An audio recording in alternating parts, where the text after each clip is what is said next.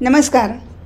श्री नागराज शास्त्री संकलित चैतन्यबोध ही श्री गोंदवलेकर महाराजांची वाणी आविष्कारातील प्रवचने आपण वाचत आहोत. आज आपण 38व्या प्रवचनाला सुरुवात करतो आहोत. आशीर्वाद. हो, या बाळ, या बाळ, या बरं बाळ. आपण असं पाहूया, आपल्याला ज्या गावाला जायचं असेल त्याच गावचा रस्ता आपण पुसतो, त्या गावची साधनं आपण जवळ करून ठेवतो. ज्या गावाला जायचं आहे हे माहीत नसेल, मग जिथे वाट फुटेल तिकडे आपण जातो. आपण जे जे काही करतो ते कोणत्या हेतूनं करतो हे लक्षात ठेवणं जरूर आहे बरं बाळ. प्रपंच करताना प्रापंचिक सुख मिळावं ह्याशिवाय दुसरा कोणता हेतू नाही.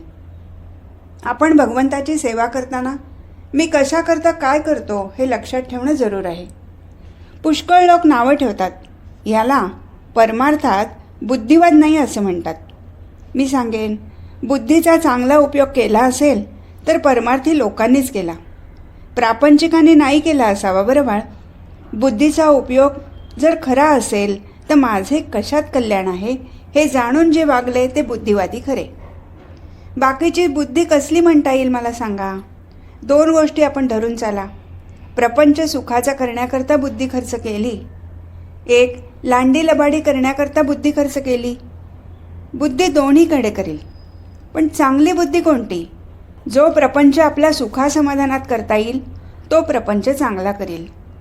मग जो आपलं कल्याण करून बुद्धी वापरेल ती बुद्धी त्याची खरी असं म्हणायला हरकत नाही. मला म्हणायचं आहे खरं कारण असं आहे की आपण काय करतो हे लक्षात ठेवून आपण वागूया. आपण संतांच्याकडे जातो, आपण समर्थांचे आहोत असं म्हणतो, पण समर्थांचं म्हणवण्यात मला काय साधायचं आहे हे लक्षात ठेवणं जरूर आहे. खरं मला तो खरोखर वाटतंय. समर्थांचे उपकार, सगळ्या संतांचे उपकार आपल्यावर असतात यात काही शंकाच नाही. कोणी काही चमत्कार करून दाखवलेले नाही, आणि चमत्कारात मोठा चमत्कार जर कोणता असेल, आमचं विषयी गुंतलेलं चित्त भगवंताकडे लावणं यासारखा दुसरा चमत्कार खरोखर दुसरा कोणता नाही. आणि आपल्या संतांनी जर केलं असेल हीच मोठी कामगिरी केली यात शंकाच नाही.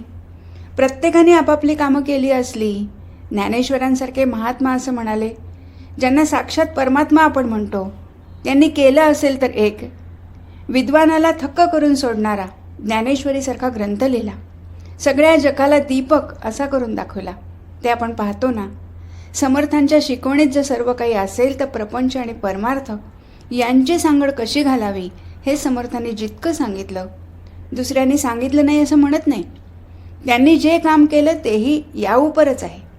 प्रत्येकाने कामगिरी केली, पण बाकीच्यात थोडा फरक असेल तो असा आहे, आम्ही कसे आहोत. विषय सोडून जावं असं वाटत नाही, प्रपंच टाकावं असं वाटत नाही. हे सगळं असताना भगवंत मिळावा असं मात्र आम्हाला वाटतं. आणि त्याचा मार्ग जर कोणी दाखवला असेल तर समर्थांनीच दाखवला खास. मी असं म्हणेन, प्रत्येकाने चांगल्या चांगल्या फुलातनं अत्तरं काढली असतील. कुणी गुलाबातून काढलं, कुणी मोगऱ्यातून काढलं, नाना सुवासिक फुलातून अत्तरं काढली असतील, पण समर्थांनी अत्तर काढलं असेल तर मातीतून काढलं. प्रपंच परमार्थरूप केला असेल तर खरोखर समर्थांनी केला असं म्हणायला हरकत नाही. खरं बरं का. समर्थांच्या प्रत्येक शब्दामध्ये अर्थ भरलाय. समर्थांचं नुसतं नावच आपण जर घेतलं तर ज्या नामाने ओळखले गेले, एक रामदास म्हणालो, काय सामर्थ्य असेल त्या नामाला.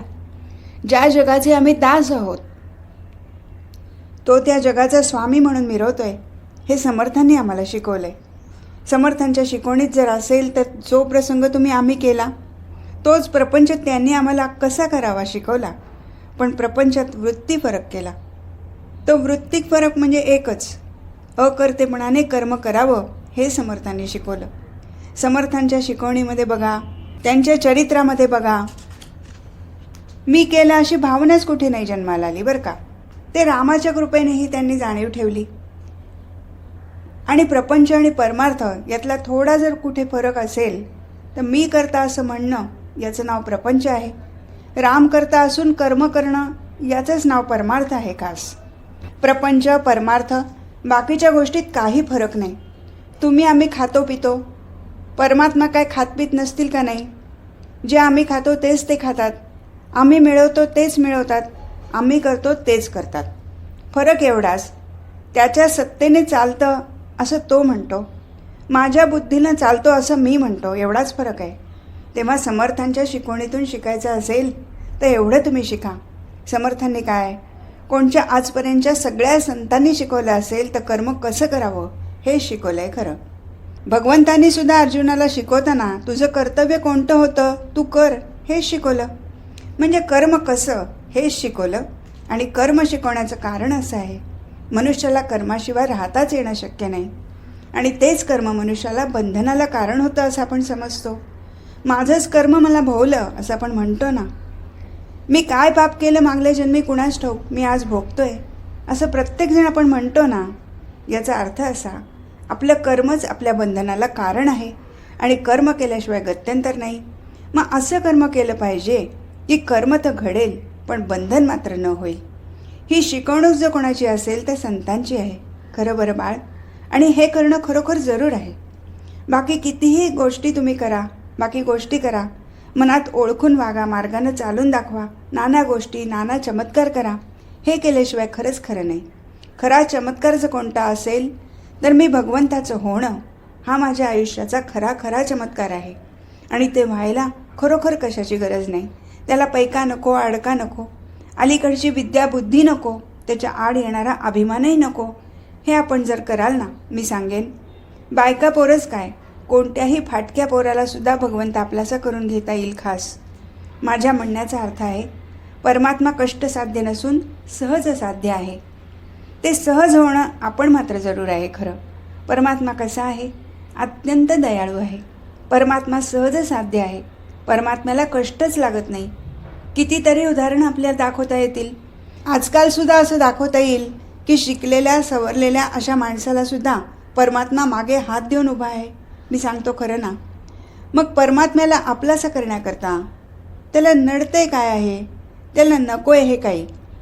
पण आपल्याला जे हवं वाटतं ते त्याला नको आहे, ते आम्ही सोडू. मी सांगतो खरं ना. एक चांगलं शेत उत्पन्न व्हायला जशी जमीन चांगली असावी लागते, तसं ज्या अंतःकरणात भगवंताचं प्रेम यावं ते अंतःकरण शुद्ध आणि पवित्र असायला पाहिजे. खास तिथे लबाडी चालणार नाही, तिथे व्यवहाराचे नियम चालणार नाहीत, तिथे आपल्याला खरंच नको आहे. माझा मी जितका माझ्याबरोबर चाललो ते मला धड ओळखू नाही शकत काही. भगवंताच्या आड येणारं काय आहे. मला भगवंत हवासा वाटतोय, पण हवासा वाटतोय कशाकरता हवा आहे. मला भगवंताकरता भगवंत हवा आहे की माझ्या प्रपंचामध्ये पूर्तता कधीच होत नाही, ती पूर्तता करायला म्हणून मला भगवंत हवा आहे.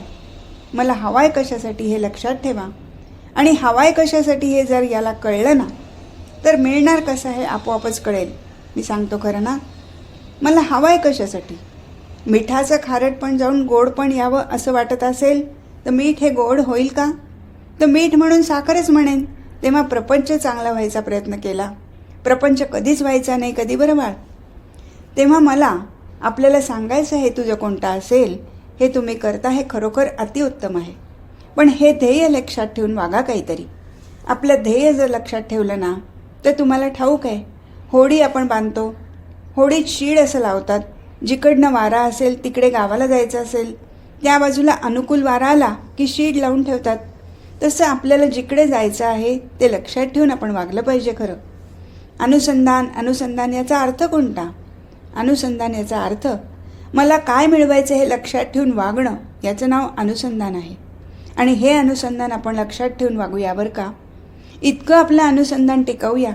आपण प्रवासाला जायला निघालो, आगगाडीत पुष्कळ आपल्या आजूबाजूला लोक मिळाले, खायला गप्पा गोष्टी चाललेलं, हे सगळं जरी असेल तरी ट्रंकेमध्ये पैसे आहेत याच्याबद्दल फार काय कधी विसरत नाही कधी. हे अनुसंधानातलं अनुसंधान आहे बरं बाळ.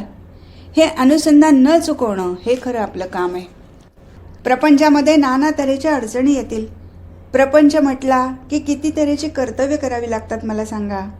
ही सगळी कर्तव्य भगवंताला अर्पण जर करायची असतील तर 3 गोष्टी करणं जरूर आहे. खरं कर्माचं बंधन तर नको, आणि कर्म तर करायला पाहिजे असं असेल 3 पैकी गोष्ट ज्याला जी साधेल ती त्यांनी करावी.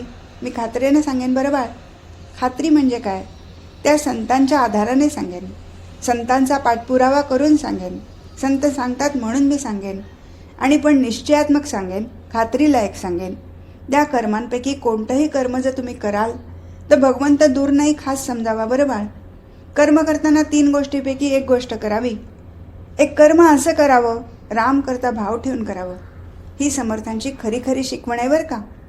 राम करता ही भावना ठेवून कर्म करणं हा एक मार्ग. दुसरं जर कोणतं असेल तर आपल्या कर्ममार्गामध्ये अत्यंत महत्त्वाचं कोणतं असेल, ज्या कर्मानं अभिमान वाढत जातो तो अभिमान न वाढवण्याकरता उपाय असेल, जे मी आत्तापर्यंत कर्म केलं, देवाच्या स्मरणात जर कर्म केले ते तुला मी अर्पण करतो. अर्पण केलेल्या वस्तू बाधक कधी होत नाहीत कधी. म्हणून जे काही कर्म केलं असेल ते अर्पण बुद्धीनं करावं.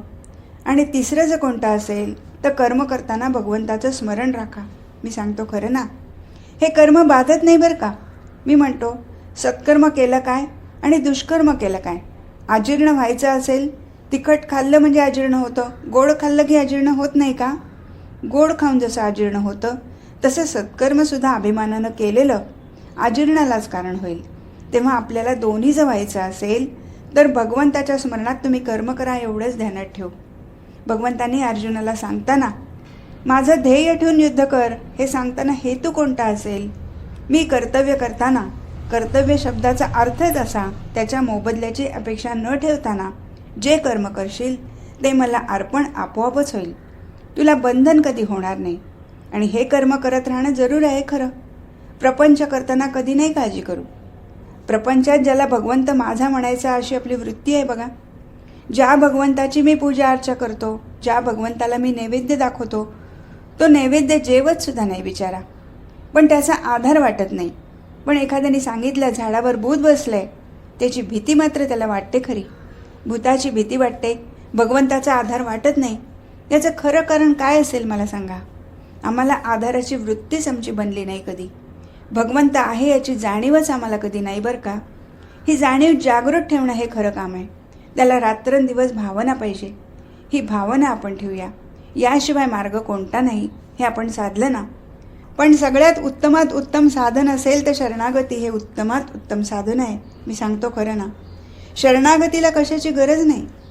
शरण खरोखर आम्ही शरण आहोत. काय करतो मला सांगा. कुणी असो, विद्वान असो, शहाणा असो, कुणी असो, मी अमकं केलं म्हणजे अमकं होईल असं खात्रीपूर्वक सांगता येईल. एखादा विद्वान मोठा झाला, त्याला अगदी ज्ञान झालं असेल, पुष्कळसा शहाणा झाला, जगाने मान्यता दिली, पण धडपड केल्याशिवाय त्याला नोकरी लागत नाही. आपण पाहतोच. कितीही विद्वान जरी झाला त्याला नोकरी नाही मिळाली. काय विद्या कामाला येईल. म्हणजे कुठंही माझं अवलंबून आहे कोणावर तरी. माझं अवलंबून जिथे आहे तिथे पूर्ण नाही कधी. मी अपूर्णच आहे. पूर्णत्व यायला पाहिजे असेल तर पाठिंबा भगवंताचा ठेवा. बायका, मुलं, घर, दार तुम्ही कुठे जाऊ नका, येऊ नका, काही करायला नको. भगवंतानी ज्या परिस्थितीत आम्हाला ठेवलं आहे ना, आपल्या धर्मामध्ये काय आहे, आपला प्रपंच हा भगवत स्वरूपच आहे. आपला प्रपंच हा परमात्मा स्वरूपच आहे. त्यांनी हीच शिकवण आपल्याला शिकवली. तेव्हा प्रपंचात 2 गोष्टी करत राहा. कर्तव्य म्हणून कर्म करत जा आणि भगवंताचा विसर खरं पडू देऊ नका. माझं म्हणणं असं, त्याला दुसऱ्या कशाची गरज नाही. जे तुम्हाला मान्य आहे तेच भगवंतांनी सांगितलं. जितकं माणसाला कळलं तितकं त्याने आचरणात आणलं तरी पुष्कळ फरक पडेल. मी सांगतो खरं ना. बाकीच्या प्राण्यांना कळतच नाही म्हणून त्यांना दोष नाही. एखाद्या वकिलाने जर गुन्हा केला तर शिक्षा जास्तीची आहे. म्हणून माणसाला शिक्षा नेहमी जास्ती असते.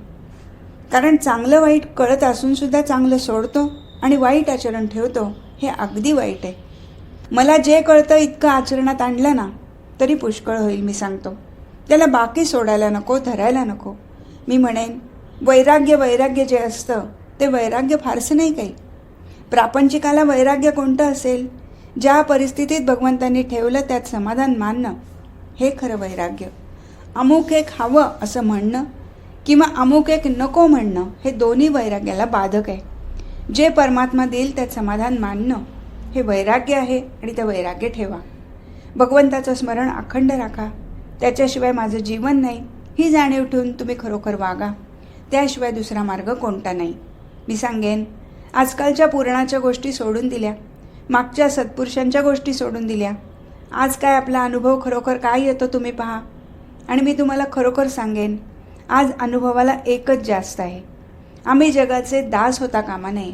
आम्ही जगाचे मालक बनायला पाहिजे असेल तर आम्ही रामाचे दास व्हायला पाहिजे. आणि रामाचा दास व्हायचा असेल तर जगाची आश सोडल्याशिवाय भगवंताचा दास होता येत नाही कधी. मी इतकं दास्यत्व का होतो? मग नोकरीचे दास आपण बनतो ना, का तर त्याची आम्हाला गरज आहे ना. तेव्हा ज्याची आस धरावी त्याचं दास्यत्व येतं. आपण प्रपंचाची आस ठेवूनच आजपर्यंत दास्यत्व आम्ही केलं, आणि जो स्वतःचा मालक नाही तो भगवंताचा दास नाही होऊ शकत. मी सांगतो, मग आपले मालक आपण बनणं जरूर आहे खरं. राज्य आणि पिज्य पाहिजे असेल तर आमचं रक्षण करण्याकरता पाहिजे, स्वधर्म करता पाहिजे, माझं कर्तव्य करण्याकरता मोकळं पाहिजे म्हणून पाहिजे, यासाठी हे पाहिजे, यासाठी हे नको आहे खरं आम्हाला अगदी. आणि हे तुम्ही खरोखर लक्षात ठेवून वागा हां. त्यासाठी कुठे जाऊ नका, येऊ नका, कुठे फिरू नका, वादविवाद कधी करू नका, पण आपलं मात्र कधी सोडू नका. आणि जे घट्ट धरायचं असेल तर माझ्या दृष्टीने मला ते एकच वाटतं ते खरं हां, इतकं आपण घट्ट धरूया. ही गोष्ट माणसानं खरोखर कृतीत आणली ना, दुसरं खरंच काही करावं लागणार नाही. आडकाठी येणारी, प्रपंचामध्ये आड येणारी कोणती असेल तर या दोनच गोष्टी आहेत, त्या आपण सांभाळत राहू. सांभाळायचं असेल तर नीती अत्यंत प्राणाबरोबर सांभाळावी. नीतीला अत्यंत महत्त्व आहे बरं का. तुम्हाला ठाऊक असेल, एखादा घर जर बांधायला निघाला आणि त्यात जर पाणी लागलं, त्या घर खर्चापेक्षा पायालाच खर्च जास्त येईल. जसा पाया मजबूत असल्याशिवाय इमारत होत नाही. पण ज्याचं नीतीचं आचरण होत आहे त्याचा परमार्थ बरोबर, यात शंकाच नाही कधी. तर नीतीचं आचरण हा पाया समजा अगदी. आणि नीतीचं आचरण प्राणाबरोबर सांभाळावं. प्राणाबरोबर सांभाळायचं असेल नीतीचं आचरण, शक्य असेल सांभाळणं, तर धर्माचं रक्षण आहे खरं. शक्य मी का म्हणतो? हल्ली काळ अत्यंत विलक्षण आला आहे. आमचा आचार विचार या धर्मासारखे पाळता येणं शक्यच नाही कधी. आज जीवनामध्ये इतकी काही उलाढाल झाली आहे. आमचा धर्म आम्हाला पाळता येत नाही. आमचेच लोक आमचे वैरी बनलेत. त्यात आमच्या धर्मासारखं वागता येणंच शक्य नाही. मग तेच कसं पाळावं? निदान धर्म चांगला पाळता येत नाही याचं वाईट वाटू द्या. दुसरं, वाईट कधी बोलू नका. मी सांगतो खरं ना, आपल्या आईला आपण नावं ठेवणं जितकं पाप आहे तितकं आपल्या धर्माला नावं ठेवणं अत्यंत पाप आहे. मी सांगतो खरं ना, एक लक्षात ठेवा. एक अत्यंत असेल तर नीतीचं आचरण प्राणाबरोबर सांभाळा, धर्माचं रक्षण शक्य तितकं सांभाळा, आणि जोपर्यंत दुगदुगी आहे तोपर्यंत भगवंताचं स्मरण विसरू नका कधी. मी सांगतो खरं ना, शेवटी काही असेल तर भगवंताचं स्मरण आहे, आणि भगवंताचं स्मरण आहे. जो अंतकाळी माझं स्मरण करील त्याचं सांभाळ मी करीन, असं भगवंतांनी खात्रीनं सांगितलं आहे. त्याचं ते खोटं नका मानू कधी. हे तुम्ही जर कराल ना, त्याला कशाची गरज नाही. त्याला एकच गोष्ट करा, जे कराल ते मनापासून करा, जे कराल ते चिकाटी धरून करा, जे कराल ते चांगल्या हेतूने करा. राम त्याच्यामागे उभा आहे खास. मी सांगतो हां, मी मागे एक गोष्ट सांगितली आहे, पण तुम्हाला पुन्हा सांगतो. ही प्रत्यक्ष अलीकडे घडलेली गोष्ट आहे बरं का. धारवाडच्या जिल्ह्यामध्ये त्याच्या बाजूला एकजण पाटील राहत असे. मोठा चांगला श्रीमंत पाटील होता. शेती भीती सगळी चांगली होती. तो पाटील नेहमी त्या शेतात जायचा. ते शेत कसायचा, घरदार सांभाळायचा, आणि वारीला मात्र पंढरपूरला जायचा नेहमी. अशी बरीच वर्ष त्याची वारी चालली होती. पुढे थकला. 65-70 वर्षाचं वय होत चाललं. पुढे थकल्यानंतर त्याने आपल्या मुलाला सांगितलं की आता मला काही वारी होत नाही, तू आता शक्य तितकी वारी करत जा, तू आता वारी कर. त्याने कबूल केलं. एकुलता एक मुलगा, फार चांगला सात्विक मुलगा अगदी, तो जाऊ लागला. पुढे काय झालं? म्हाताऱ्याला अगदी हे झालं, दृष्टी कमी झाली, ऐकायला कमी यायला लागलं. तेव्हा तो म्हणाला, तू गेलास की फार वेळ लागतोय, तेव्हा तू पंढरीला आता जाऊ नको. मी सांगतो एवढं काम कर. तू सकाळपासून संध्याकाळपर्यंत जे काय करत असशील ते रात्री सगळी मंडळी निजल्यानंतर डोळे मीट, पांडुरंगाची ध्यानात मूर्ती आण, आणि सांग तू जे काही केलं असशील ते सर्व पांडुरंगाला सांगत जा. एवढं तू नीट केलंस की वारीला गेल्याचं तुला श्रेय मिळेल म्हणून सांगितलं. बरं तो म्हणाला. त्याने कबूल केलं. हा असाच काळ पुष्कळ असा चालला होता. पुढे 5-6 वर्षानंतर वडील आजारी पडले आणि नंतर वारले. याचा नियम मात्र चांगला चालू होता बरं. त्यांनी नियम कधी सोडला नाही. चिकाटी कशी धरतात, चिकाटीचं खरोखर मोठं महत्त्व आहे.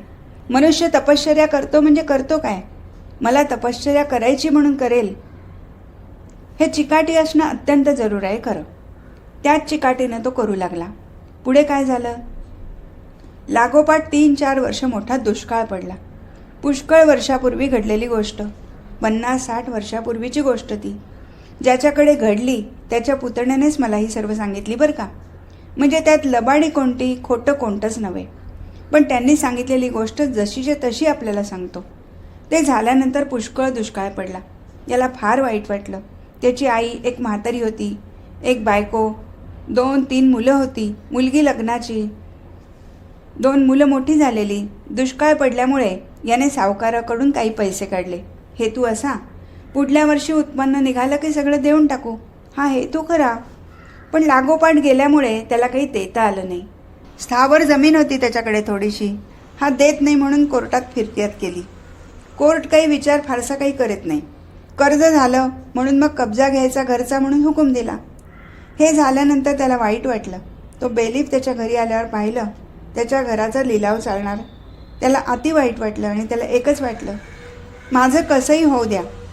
जेव्हा बापाला मी आश्वासन दिलं मी सगळ्यांचा सांभाळ करीन, विशेषतः आईचा सांभाळ करीन, तेव्हा माझं आता कसं होणार. आता मला कोणीच तारणार नाही, त्यात कोण सांभाळणार कोण. देणं आणि घेणं ही गोष्ट खरी आहे. सावकारानं फिर्याद केली, कोर्टानं हुकूम दिला, आता जप्ती होणार. आईला काय वाटेल. त्याला अत्यंत वाईट वाटलं. संध्याकाळचे 5-6 वाजले होते. तो बेलीफ तिथे आला होता. त्या बेलीफाला त्याने सांगितलं, संध्याकाळ झाली आहे, तुमचं काम तुम्ही करा, मी काय तुमच्या आड येत नाही, पण आज भाजी भाकरी इथे खा आणि शक्य झाल्यास सकाळी तुम्हाला काय करायचं ते करा. त्या बेलीफानं कबूल केलं. ते झाल्यानंतर तो घरात आला आणि नेहमीसारखा येऊन बसला आणि भगवंताला सांगितलं, आता भगवंता दुसरा मार्ग नाही काही. आत्तापर्यंत मी सांगत होलो, तुझा हुंकार आम्ही ऐकत होतो, पण आता मी ह्याच्यापुढे काय करू मला सांग. आता मोठी काळजी वाटते आहे. अगदी तळमळीने त्याच्याकडे गेला. तेव्हा भगवंताला सांगत असताना त्याला गुंगीसारखी आली किंवा कोणीतरी आवाज असा केला की अमक्या 3 मैलावर गाव एक असं आहे. तालुक्याचं गाव होतं. त्या तालुक्याच्या गावाच्या ठिकाणी जाऊन मारुतीचं दर्शन घेऊन ये म्हणून त्याला कोणी सांगितलं. त्याला वाटलं काय भ्रम झाला, काय झालं कुणास ठाऊक. मग तो उठला, सकाळी लवकर उठला आणि काही का असेना दर्शन घेऊन येऊया म्हणून त्याच्या अलीकडे ओढा होता, गावाच्या अलीकडे. त्या ओढ्यात स्नान केलं आणि मारुतीच्या दर्शनाला जायला निघाला. सकाळ झाली होती, दिवस उजाडला होता, लोक दुकानं उघडत होते. हा चालला असताना एक दुकानदार त्याला म्हणाला, अरे बाळ, इकडे कुठे आलास? किती दिवस मी वाट बघतोय, तुझा काही पत्ता नाही, तू ये, मला तुला काहीतरी द्यायचं आहे. त्याला वाटलं नको उशीर होईल, कसे पोचू आपण. तो काय म्हणतोय बघूया आपण. त्यालाही तळमळ लागली, पण मारुतीच्या दर्शनाला लवकर जायचा विचार केला. तू ये म्हणाला.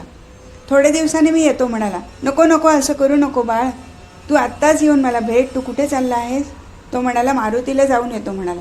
बरं तू मारुतीला जाऊन ये, मी तोपर्यंत आहे, तू मला येऊन भेट. भेटल्याशिवाय जाऊ नको. त्यांनी कबूल केलं.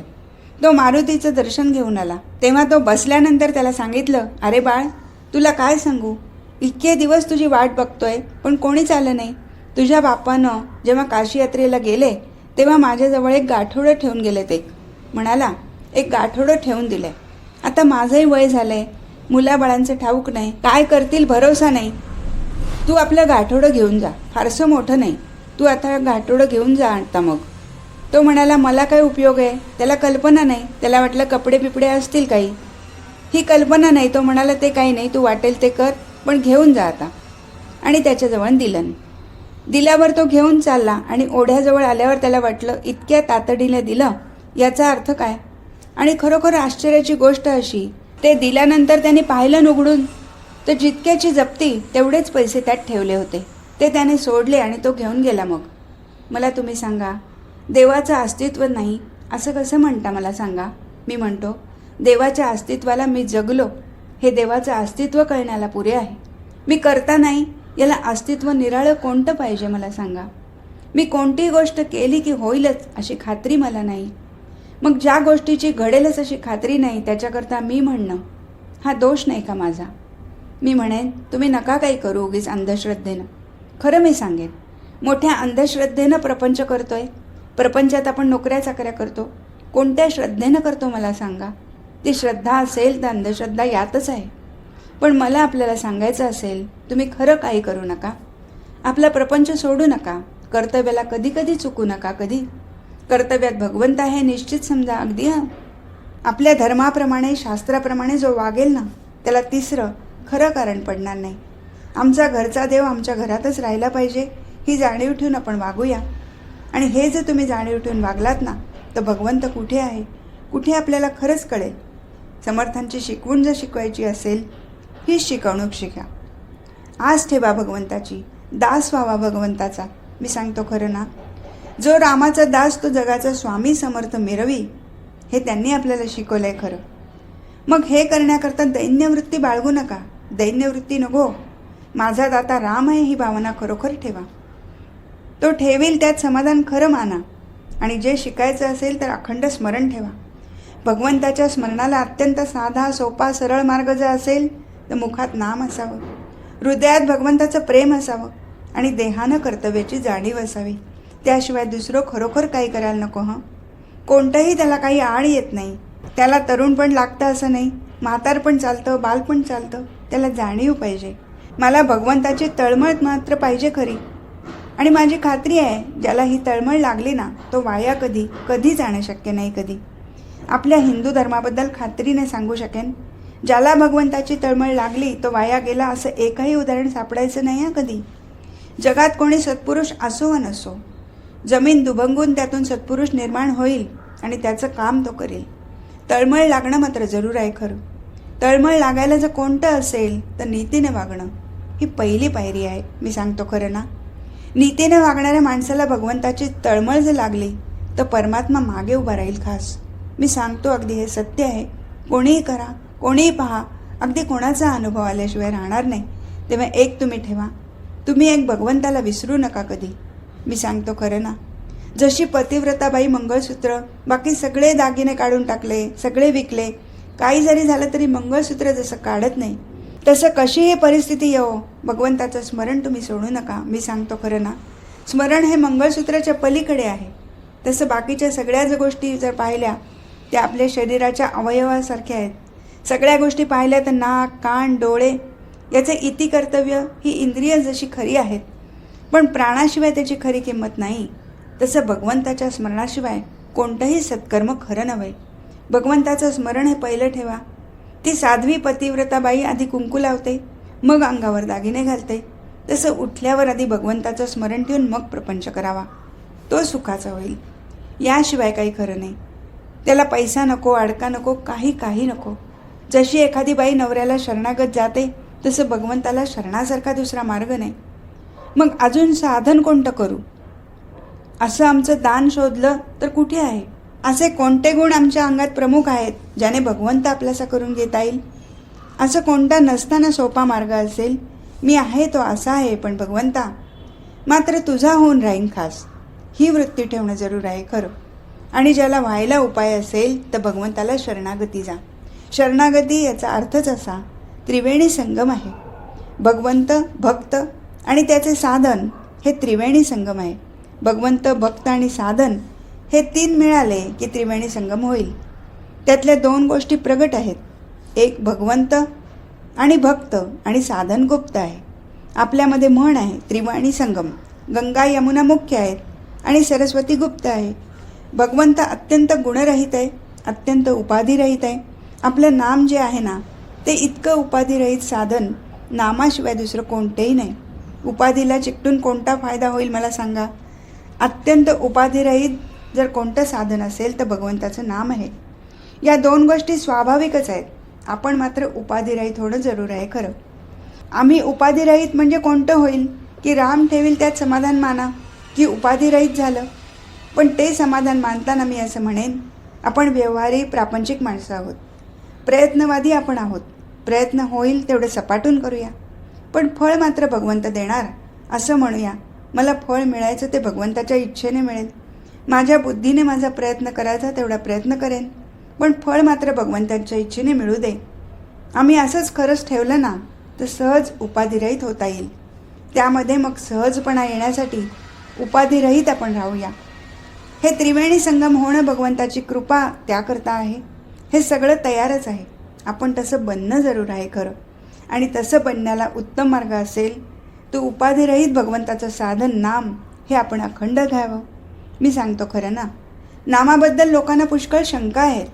त्या शंका जन्मभर टिकल्या, कोणाच्या संपणार नाहीत कधी बरं का. शंका निवारण झाल्यानंतर मी घेईन असं म्हणेल त्याला नदी एखादी वाहत चालली आहे. नदी वाहत चालल्यानंतर नदी सारखी ओलांडून बाहेर गेली म्हणजे मी पलीकडे जाईन म्हणण्यासारखं आहे. नदी जशी किती वर्षानुवर्ष त्याच्या पिढ्यानपिढ्या वाहत चालली आहे तसं त्याच्या हयातीमध्ये नाहीशी होत नाही. तसं शंका कधी निवारण व्हायची नाही. बरं बाळ, एक ठेवावं, संतांवर विश्वास ठेवावा. मी तसं म्हणताना अगदी काहीतरी सांगतोय असं समजू नका बरं का. अगदी समर्थ ज्ञानेश्वर जो कोणी आपला असेल त्यांना अगदी खरोखर तुम्ही माना आणि ते सांगतील तसं आचरणात आणण्याचा प्रयत्न करा. पारायण करण्यापेक्षा थोडं जरी आचरणात आणलं तरी पुष्कळ काम होईल. मी सांगतो खरं ना. आचरण हेच शुद्ध कारण आहे. तेव्हा भगवंताचं स्मरण तुम्ही राखा. आता शेवटी सांगायचं तर एकच मी सांगतो, कर्तव्याची जागृती बाळगा, त्यात भगवंताची स्मृती राखा, त्यात भगवंताची प्राप्ती आहे हे खात्रीलायक समजा. एवढं करा. सगळ्यांनी सुखाने संसार करा आणि आनंदाने राहा. बरं बाळ, या आता, खुशाल राहा. या. आज इथेच थांबू. हरिओम तत्सत.